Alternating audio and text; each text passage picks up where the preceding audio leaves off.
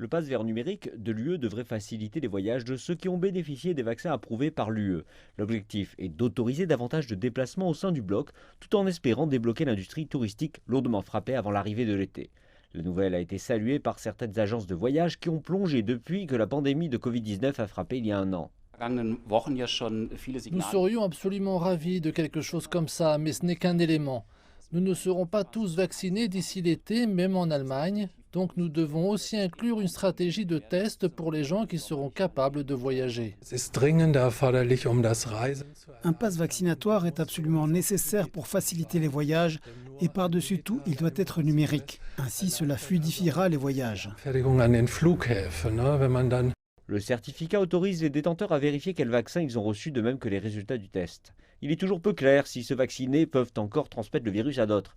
À l'heure actuelle, de nombreux pays européens font l'objet de diverses restrictions de voyage afin de lutter contre la pandémie de Covid-19. L'Allemagne a récemment enlevé des parties de l'Espagne et du Portugal de sa liste de quarantaine, un geste accueilli de façon mitigée.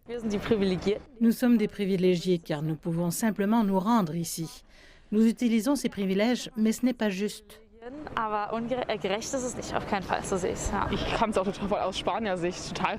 Actuellement, vous pouvez dire que l'ensemble de cette situation est un peu irresponsable. Des pays de l'Union européenne ont adopté des positions différentes sur des plans liés à un passeport de vaccination concernant tout le monde, parmi des craintes que cela ne discrimine ceux en fin de liste pour les injections. Les gouvernements sont également divisés sur quel vaccin devrait être éligible.